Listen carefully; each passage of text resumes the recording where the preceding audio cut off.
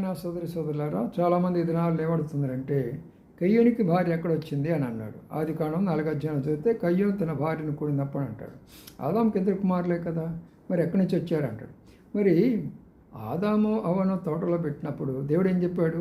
మీరు జాగ్రత్తగా ఉండాలో దీన్ని కాస్తూ ఉండమని చెప్పాడు. అంటే దాని అర్థం ఏంటి? కొంతమంది శత్రువులు అక్కడ ఉన్నారు. ఎవరు ఆ శత్రువులు? పరలోకం నుంచి పడిపోయినటువంటి దేవదూతలు. వాళ్ళు అనేకమైన రూపాల్లో ఉంటారు. అందుకని మీరు జాగ్రత్తగా ఉండండి అన్నప్పుడు మరి ఆదామును మోసం చేసింది ఎవరు? మరి పడిపోయినటువంటి దేవదూతలు కదా, లూసిఫర్ కదా.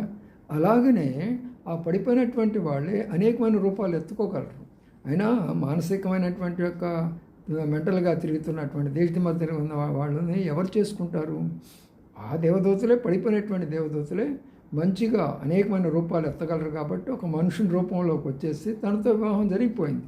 ఆ దినమున నెఫీల్ అనేవాళ్ళు భూమి మీద ఉన్నారు అన్నాడు. అంటే నెఫీల్ అంటే ఎవరు? ఈ భూమి మీద